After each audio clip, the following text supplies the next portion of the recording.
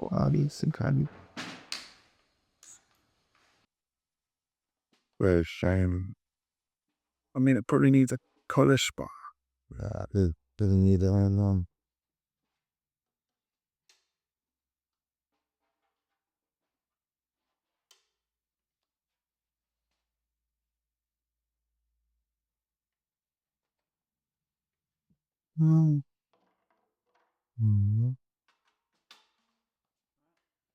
Yeah, that's 1 million ever. Sorry from the sweetest dealers.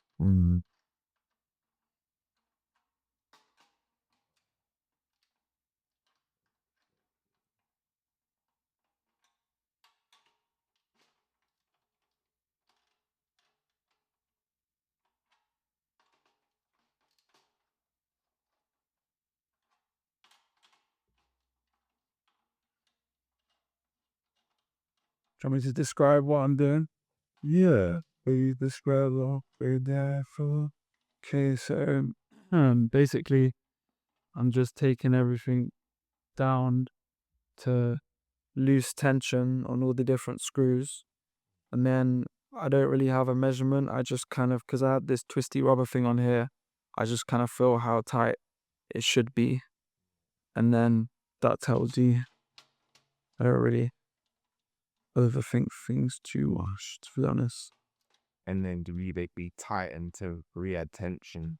Yeah, and then I go around, and then it becomes a bit more. Especially with this one, since it needs to be quite tight. So this snare drum here, how long have you had this snare drum for? I've had this one for maybe about 3 years, I would say. I had a few before, but this is meant to be the most recorded one ever. And it sounds great, and it kind of does everything that I need it to do. So do you use the same snare for both recording and for like performances there? yeah, most of the time. I also like it because it's light, so when I'm carrying it around, it doesn't weigh a lot. But it's a classic. I got it off eBay. I get everything drum wires pretty much off eBay. Yeah, no, It's good for that stuff. eBay's the spot for that. You need to get a few more of them then, just in case, if that's essential to the sound, so the tone. But do you feel like any snare drum you can make sound good or deeper? Like, Yeah, you can. I mean, a lot of it depends on tuning. The one thing that doesn't really, I mean, it needs to be good is a cymbal. You can make drums sound good, but if a cymbal sounds bad, it's always going to sound bad. You know what I mean? yeah, Oh, and you can't really get away with. there's no tension on it. No.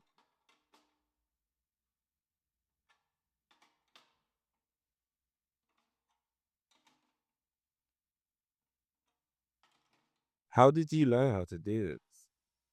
I don't know. I kind of just make it up. I mean, it's really, as long as you start with an even level, Mm.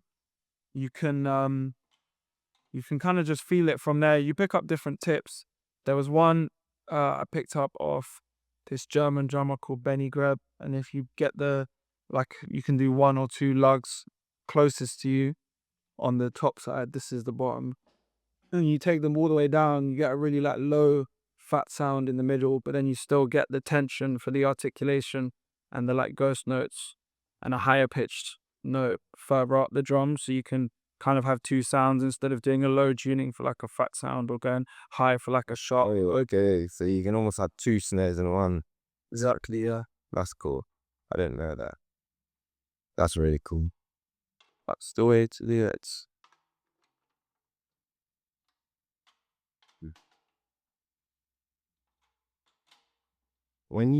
If you damage a snare day, can you replace the skin on it? Yeah, of course. Okay. So really, as long as you don't damage the whole body of it, you're kind of all right. They can last a bit. Oh. Yeah, the shells will last a while. It's just if you get loose screws, maybe. You said this was a classic. When's it from? I think it's from 19. It's which batch is it? It's the blue one, I think. Yeah, that one. That's late 70s, early 80s. Oh, it's older than that. Yeah.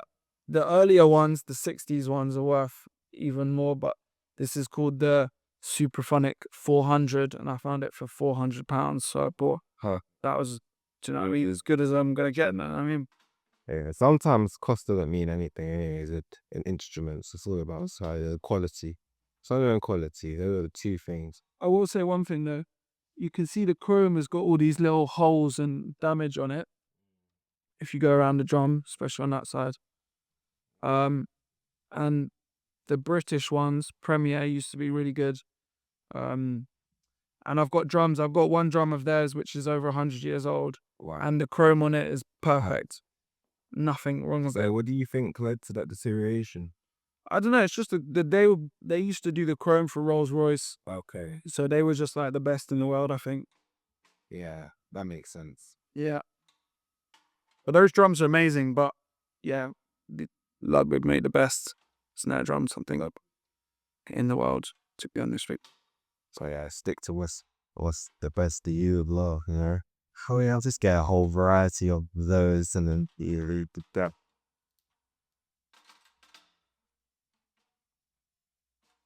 you. Okay. And then I'm just gonna bring these ones by the snare beds just down a bit, which basically, I want this delete there, makes the skin looser, so it touches more with the wires here, and then you get better. Like you don't get as much snare bars, hopefully. Mm. So that's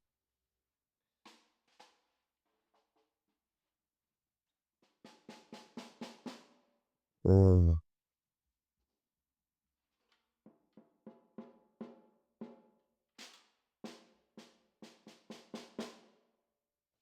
no, I can bet a bit.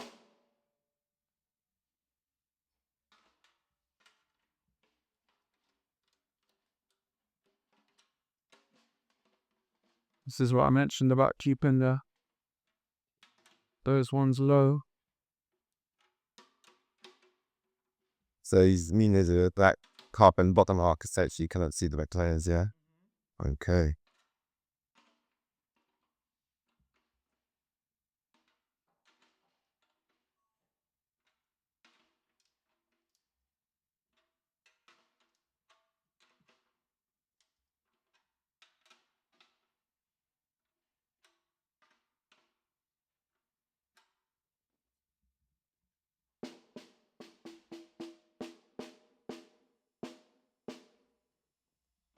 Bit echoey in to the instrument. Salsa. Those looks great. We're getting the visuals.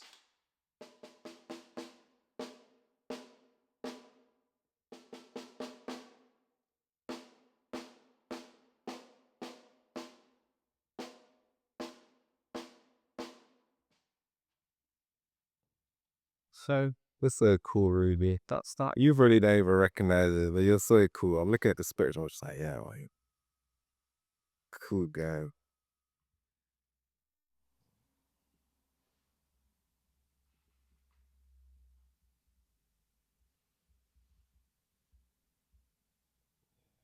So, growing up around music, what age would you say you first felt like you wanted to participate in music rather than just listen to it? I mean, I think I was probably doing music lessons in primary school. I remember, yeah, primary school, early primary school. I think we started playing African drums like djembes, and I did that. That was a few years before I bought my first CDs, which I got Beastie Boys' Greatest Hits and Combat Rock, Combat Rock by The Clash. Okay. And yeah, sorry. And so I started doing the djembes, and I remember my grandma telling me a story where we did our first performance, and everyone was sitting down with their sheet music, playing, and I'd like knocked the stand over. The sheet music was on the floor, and I was sitting on the floor and playing, and just doing my own thing. And I was like, I was only like, I think 6 months ago or a year ago that she reminded me of that, but I felt like I just wanted to do my thing. I was never I'm not really into the theory side of things, although I do respect it and I think it's important in some aspects of it. Me to music is just feeling, and I think that came before learning about other people. I just like enjoyed whatever it gave to me. Mm-hmm. You know, Would you say that then, like, that you said your first two albums then, yeah, was it the drums that stood out to you the most in it, or just the music as a whole at that point? Did you know drums was what you wanted to play? That's kind of origin. yeah, yeah, definitely, definitely. I always wanted to play drums. I think, but again, it's just stories that people have told me from when I was little. But I used to go to sleep listening to dub reggae when I was a baby. That was the thing that would get me to sleep. So I feel like the rhythm was probably embedded somewhere. By that same token, which genres would you say most influenced your style when you were younger? Well, my teacher, I started learning drums when I was 7, like drum kit, and he was really into Led Zeppelin and the Who. So John Bonham, Led Zeppelin, Keith Moon, Who. Um, and Bonham was very solid and like laid back on the beat, and then Keith Moon was like wild and crazy and was just a fucking lunatic. But I liked both elements of them, I think. And then also, yeah, sorry, I might be. No. I think Fucking over. it's you know, I remember points in the past I'd be obsessed with trying to sound like something or trying to sound like someone or whatever, and it's cool. You can just take bits from it, and I think with age, then you start to just like focus on what you want to sound like, and I don't really listen to like other things will be like, oh, I want to sound like this. I just kind of enjoy Yeah. making music. But yeah, I definitely was influenced by them when I was younger. And I love Tony Allen. He's probably the best drummer I ever saw live because he's just so relaxed. And now I've like got a trapped nerve in my shoulder and I'm trying to channel his relaxedness because he played until he died at 79, I think. Wow. So he's got the formula of longevity and it's no stress, man. I think that's so important as well to look at, not just the successes, but also how long they were successful with playing. Yeah, it's taxing. It's taxing on your body to play any instrument and to be touring and to perform it. So the longer you can kind of let yourself do it, like, good practice. That's important. I think you gotta love it as well. Because if you love it, then your spirit will continue to be alive there. But if that's taken away from you, which in this case it was with COVID, so I mean, Yeah. With with drumming in bands, because you've done, yeah, so drumming, you've done drumming. We have multiple bandality. How many different genres do you think you've had a band at this point? You've had everything that. I think when I was at end of kind of primary school, I had a little band at one point. I think we were doing Ramones covers, like Blitzkrieg Bop, and then I was a bit weird at school, so I didn't really like have any friends, and I just kind of played by myself in the music room until they started knocking them all down and building more English rooms, which was just piss take. Quit safe house school. But yeah, my first proper band was when I was like 16, 17, and that was like kind of grungy. But the rest of the band were a few years older and did that for a few years, and it was great, and I learned a lot. And then felt like it was time to move on. Started another band with one of my family friends, met Kelvin, who was obviously the singer of the current band now. And we did that for like 3 or 4 years, and then that ended, and we started this. So it's kind of just been on to the next, on to the next, on to the next. But I would say that you've definitely taken, like, all those genres you just said. I hear elements of all those and how you perform in all the different songs now. So I'll still say it's all been extremely formative for you in that regard. But Yeah, definitely. you're someone who definitely makes use of your different styles. I think sometimes people fall into one and then that's just them. And every band they're in the same drummer. Yeah, yeah, no, exactly. You've been different like that. You've really taken in whatever sound it is you're making at that point. Being able to remold and make it whatever it is you're working on now. And I think that's really cool. No, thank you, man. Yeah. How important do you feel practice is? Um,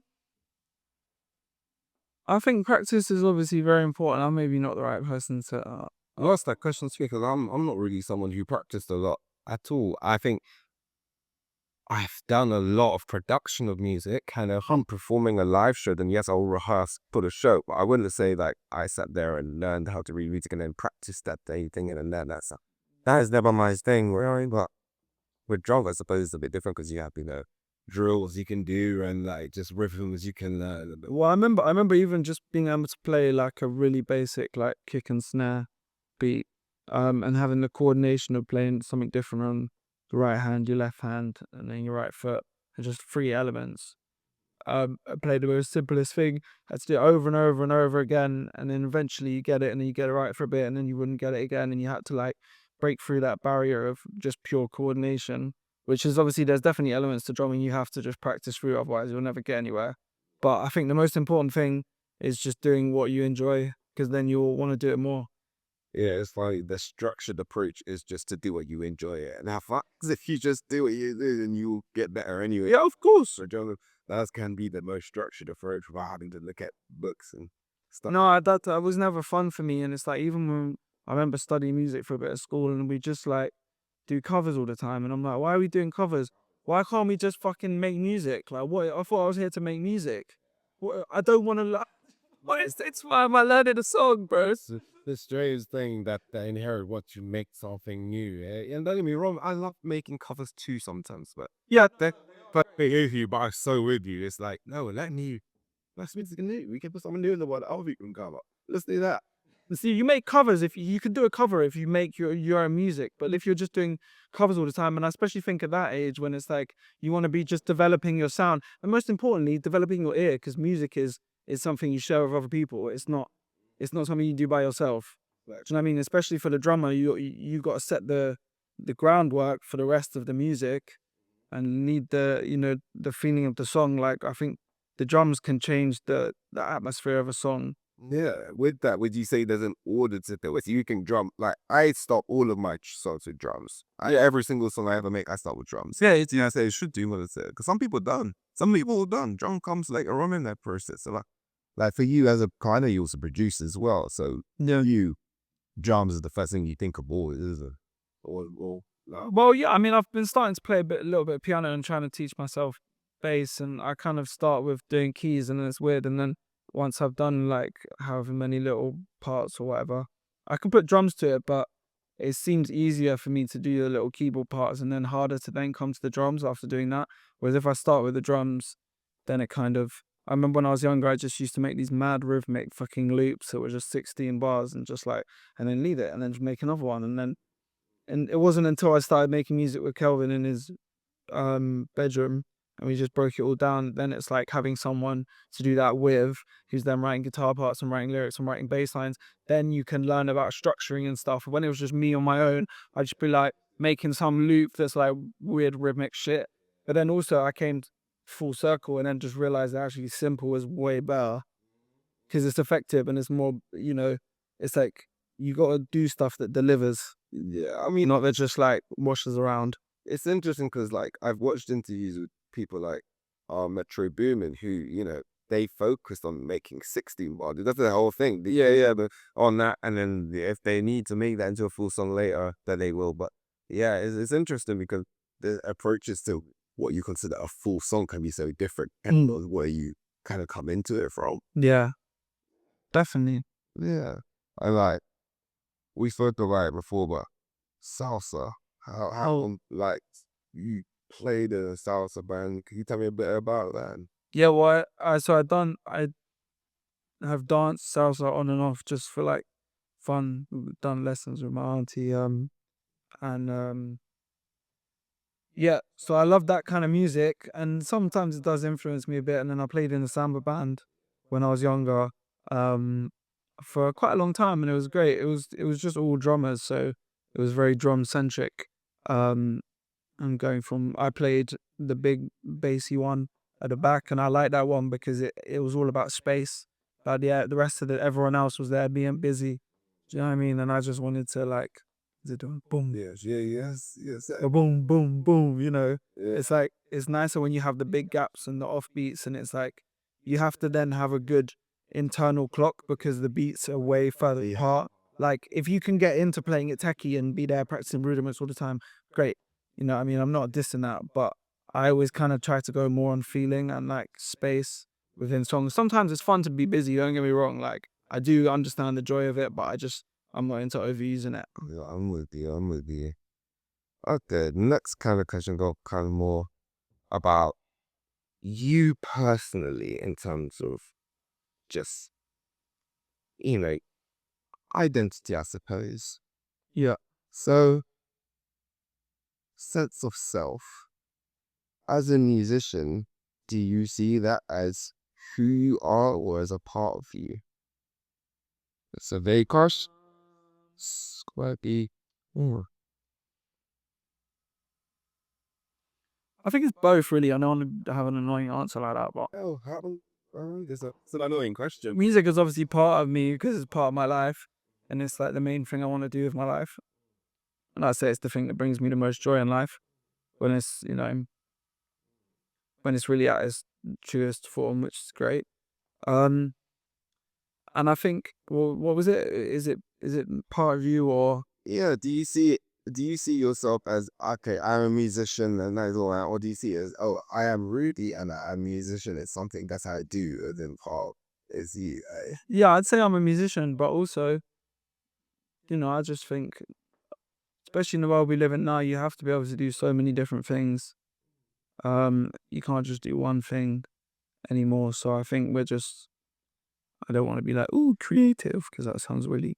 Right, you have to make things. If you want to make, yeah, that's it. You are aware that Music is the main thing, of it's course. the main thing, but But yeah, I think everyone, I don't want to be wishy washy about it, whatever, but I think, I just see people as creative. People are people, and we all do different things, and we, associate ourselves with people that are into similar things. And that's where you live. So I think I like to live in that world of different things. I have friends who do like clothes or acting or music or production or film and TV and everything. So it's like I think that's a whole network and that's how you live and that's how you build. And so I just want to be part of that, whatever that is. yeah, like not to be reductive, but let's think creative does kind of encompass everything. So Of course, yeah, that's what I mean. then we'll just Yeah, yeah, having something spring forth that wasn't there yesterday.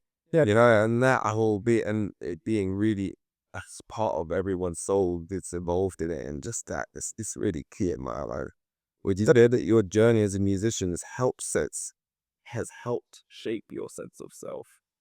Yeah, definitely. It's given me purpose, and I feel very lucky that from a young age I like found something I enjoyed.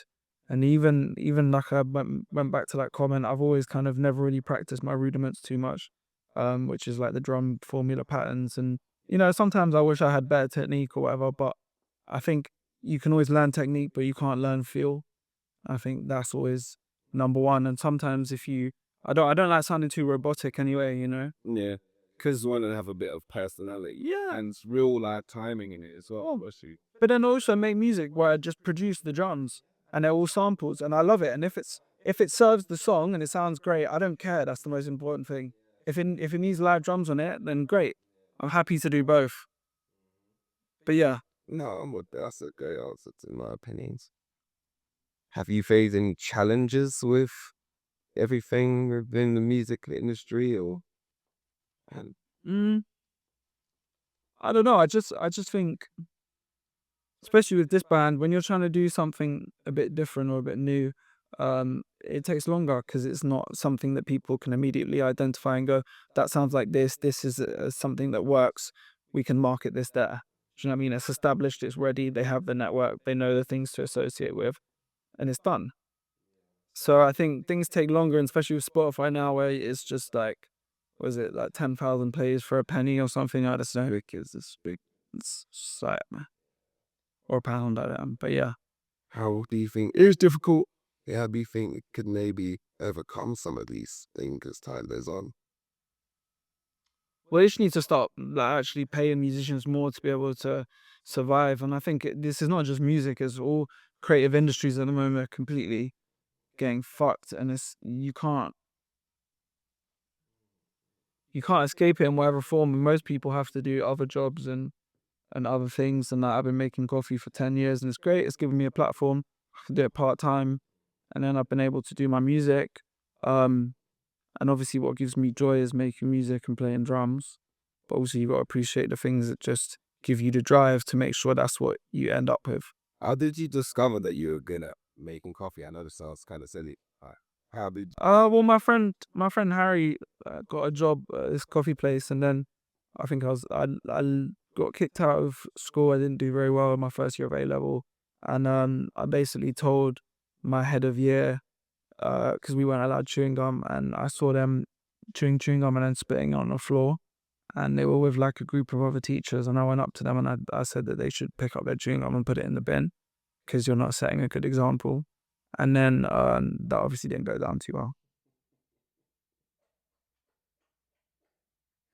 as an adult, could you understand why?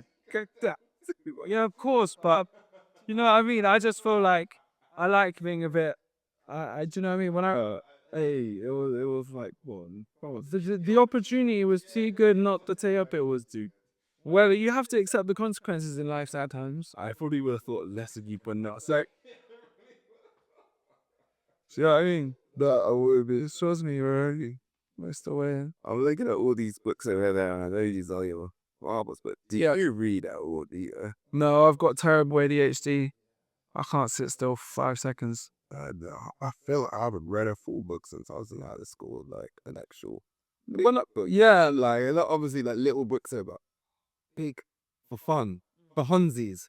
I feel like I've not read a big book for hunsies in a long no, but and well, we're missing out. That's a big part. I think books. I definitely want to get into it, and I always tell myself I will. But I feel like books of when I've reached peace in my life. That's how I feel as well, and I don't know if that's just the ADHD mindset where we struggle to give ourselves that time to disengage with other things and focus on one thing. Yeah. But I do feel the same way, and then sometimes I think, oh, but that's bad. Like if not doing things for the enjoyment of things too, and always like like, we're reading every day. We're reading social media. We're reading this. We're reading that. It's just like reading. So yeah, because seeing information is just like doing some reading for ourselves, taking that time in our brains for ourselves. I feel like we've forgotten that a bit.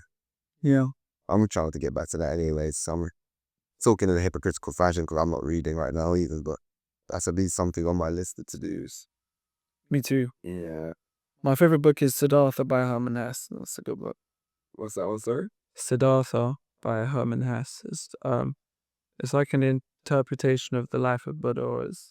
I read it a few years ago. Okay. Yeah, it's quite small, but it's very good, and there's just some nice lessons and kind of ideas which I thought were interesting. I laughed at my favorite thing Buddhism is cool. called The Name of the Wind by a guy called Patrick Rothfuss. Yeah. And this book it's kind of a fantasy novel, but what was beautiful to me is he's written the whole book almost in a poetry-ish type fashion. It's not poetry, but it could be. It's so whimsical and magical in the way he's written it that I took a lot of influence by that. And I thought it was really amazing how we managed to take that writing technique and still weave a cohesive, great story that was encapsulating of the magic that something like Harry Potter has, but way better with the Harry Potter and a bit more work.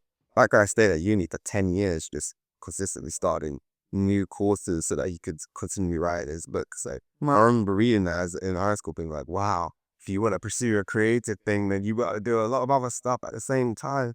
And I think that's a big part of it, like, coffee and stuff like that. That's being able to work with other jobs. It's allowed you to still kind of have something else while you can maintain while doing everything else. But music's always going to be your goal. That's where you come from. Yeah, of course. So that's what No, it's what. Yeah, and I like coffee. It's done well, but then also it's quite difficult. And like I said with that last thing, people are annoying sometimes, and sometimes I wanna say things and then I have to hold it in and smile. Zero coffee being brand. No, I'm not interested in any of that. No, I mean it seems like more straight. You can make good money from it, but I don't really. Yeah, unless you're doing it on a big scale. Yeah, I don't really want to be like a. No, that easy. You want your face as some beans. No. You said earlier in terms of how you had the band with Calvin beforehand and then it needed Soundsmith. Yeah. The formation of Soundsmith, how did that come about? Was that just Yeah, from your perspective, how did that go about? Well, I think in the last band before, we used to, I mean, not that we don't rehearsal now, but we did it kind of differently. We used to like sit in a room together and write with instruments all the time and just rehearse and do that. And we play songs for like 6 months and then like get around to recording them. And then that ended. And then it was just me and Kelvin can play every instrument apart from drums. And I can play drums and he's doing the vocal. So we just started making music together in his room. We didn't have like any monitors, like speakers. It was just laptop plugging in through whatever you call them, the Focusrite things. And then yeah, plugging in straight away. And then I bought myself a little MPC, which is like a drum pad. Jay Dilla made it famous. Yeah, they're quite good.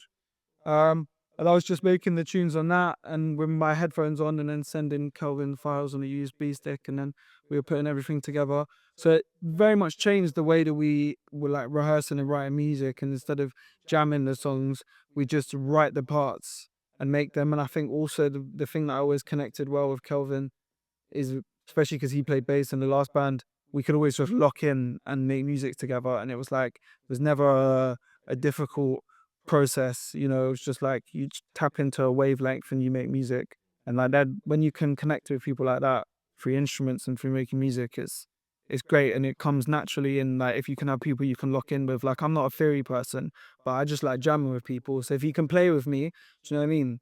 It's great. So we always had that kind of chemistry with the music, and we just started making tunes like that and recording, and then we got the rest of the band together. We got Robbie on board, who I met through my friend Amin, who after I got kicked out of school, I went and did a year at City in Islington, on Holloway Road, and I met Amin, but everyone else there, but Amin's a legend, and he's a producer, and he was in the band with us before, but he like wants to be a producer. He was our keys player before. And we started making the tunes with him, and that's how I met Robbie because he's one of his friends. And then we were working in Hackney Wick with our friend Tommy Woolworks, the producer, and we met Layla, who was doing a session, and we asked her to join the band after that, hanging out for a while. We got everyone together, and that's kind of how it evolved. But I like it started super low key. Yeah, it started with the most basic shit, even though we had instruments and we had like whatever, which is great, but it was limited. And for me, it was fun then getting into like producing drum beats and using samples. And like, also I was approaching the whole drum production from like a live point of view. So I'm playing the MPC like I would be playing a kit, do you know what I mean? And they were fun because I could go in and change the velocity, like the strength of everything, and then do the ghost notes like I'd be playing it. And like, so it was fun getting into it. That's a very good kind of illustration of you taking the techniques and kind of putting it across as well. Yeah, it was fun, and I like being able to do both. You know. So, will create process now for making a song would be it's kind of similar. Pretty similar, yeah. Yeah, similar to how it's been from when you started this band. Really, it was just now with the other members involved as well, I suppose. Yeah, and if we're in the studio or whatever, we can still just plug in and jam together, and then we'll be like, oh, that's a cool idea. But I like it. I will start a jam, and then if it's kind of feel like it's not going anywhere, I'll just change the drum beat and then come with an idea. Or sometimes we'll have lyrics beforehand, or someone will come with an idea, and then we just build the music off that. But really, I think the main point is just making up the parts and recording them. Like, we don't over record stuff too many times. It's like the idea comes and it's down. Do you know what I mean? Instead of like just making something and playing it again and again and again and taking all the fucking life out of it, you just come up with the idea and you play it. And obviously then you can refine it and edit it a bit. But the point is you just play to record. I agree. You know? I agree. That's how it should. That's how it sounds the most real. Yeah, exactly. Especially in this digital age where we can do 10 million takes without taking up space too much. That's key. Keeping that second take, third take. That's enough. But don't need any more than that. No. It's only when the emotion was there. Only when you felt it. That's when you felt the flow state and you getting it out, and then you can work it out. Even like we were hanging out earlier, and then we were playing the tune, and I had this little cowbell part, and it's like, even with those kind of things, don't overthink it too much. You just kind of you play it super relaxed, and then it's done. Just gotta get into it. I felt that one. Like I audibly gasped while I would thought there's some. It was good. It was good. You've got a tour coming up, and we finished the tour. Are there any shows you're looking forward to? Yeah, I mean, we did a little tour last year with this band Stone from Liverpool, great. And we played in Berlin, and in Antwerp, and in Amsterdam, and in Paris. And we're going back to Paris, Amsterdam, and then we got a few shows in Belgium, which will be fun. So it's always good to go out and play and like build a fan base in those places, and then come back and play. I think that's very important. And then you do that a few times, and then you can do your own show there, and you get on the little local network of festivals in Europe, which are great, and they really look after you in Europe, and they seem, yeah, very more, much more accommodating to musicians. Nice. Are there any live shows from your part or that like really stand out to you as like super memorable? Or is there a show in particular that you would say is like a show that you were like, yeah, this is what I wanted to repeat as much as too many possibly? I mean, obviously, we did a crazy show in Italy in a festival, and I think it was like 60 to 80,000 people, and that was nuts. But I kind of remember really well waiting on the side of the stage, and the like stage manager or whatever giving us a countdown of time, and that kind of just like smoking a fag, drinking a beer, and then till the clock Excitement. runs, Yeah. and then don't remember the gig. Yeah, of course. And then I remember the end. Just emotions. Like you just play your heart. Right, I was just like, You're blessed. oh yeah, exactly. So I remember the whole day very well, but the actual gig, don't really remember it. I remember looking out at one point and being like, fuck. Yeah, I got imagine. Yeah, that's it. You have to almost head down, coke. Yeah, you up to just yell the lyrics. That's it. Yeah, literally. That's exciting. Oh wow. More come that soon. I know. I know. But I love the small gigs where you get to meet people and chat afterwards in the pub, and it's like, it's good. That's the most important thing. That's how you build the real fan base. But obviously, is an experience that is obviously the biggest experience. But yeah, I think the coolest thing is when the artists can have both. When there's talent and not. I like small shows, man. Yes, now those shows and being able to talk to people after is key because those are the people that really remember it. Those people that come back years later, and just especially when you're starting out, 100%, 100%. Well, even at any height, I think no matter what there are, people will, you can be at the top of the game and you give someone that, hi, how are you? They'll go to, oh, he's the nicest person. And a lot of these, but yeah, it's good. Hi, how are you? 3 words, like, not much. Oh, thanks. Lovely to see you. Exactly. But 10 words can make biggest difference to how from what manners. For sure. So upcoming projects, you got EP, album? Yeah, so we got 2 EPs coming out. First one is we've dropped. Well, the first single officially is coming on the 24th of April, so in a few weeks. And then we got a couple more singles, and then the EP comes out, which will be fun. We dropped an EP about this time last year. So I just kind of want to get more music out, to be honest, because we make music all the time. So the next single. The next single is Zombies. We got a video for it, which will be cool. And then Tin, and then Where's Wally, which is a fun one. And then the EP comes out. And then on to the next one, and then already thinking about hopefully writing the first album. We've kind of got enough music to do a lot, but obviously not all of it's gonna get used. You got to narrow it down quite a lot. Well, but that's part of the process. And Yeah. the shelf is important because you never know what you could draw off the shelf for a movie deal in 10 years when someone wants this song that has the sound that you think, oh, we have a song like that. I know the power of the shelf is a crazy thing. Yeah, of course, things can have revivals and come back and change. And my last question, really. Any dreams or aspirations that you are looking toward in the next few years that you're trying to achieve for your own personal happiness? And this doesn't have to be music related. This can just be to you. Just life related. Yeah, this could be life related. Yeah, I mean, Aspirations or things you're trying to. the main one for me will be when I can just do music full time. Do you know what I mean? That's like, okay. Yeah, that's when building can be a bit. Yeah, until then, I'm still like, I've not made it yet. And obviously, I haven't made it, but I get close. But that's when I'll be like, all right, cool. Got to a good point.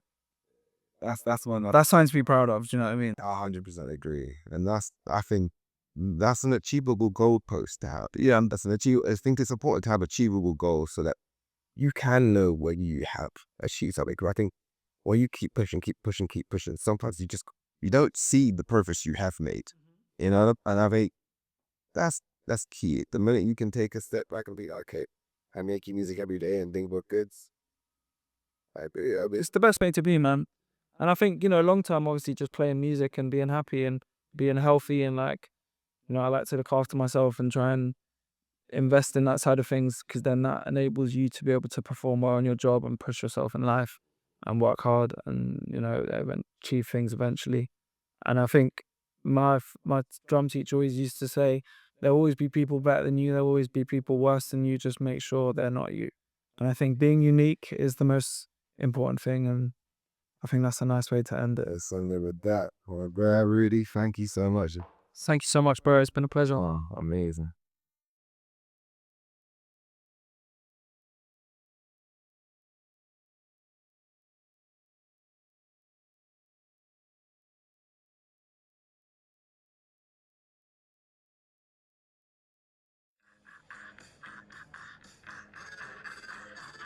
I love them glasses, really. They're so nice. Yeah. Good color on you. It's a good color.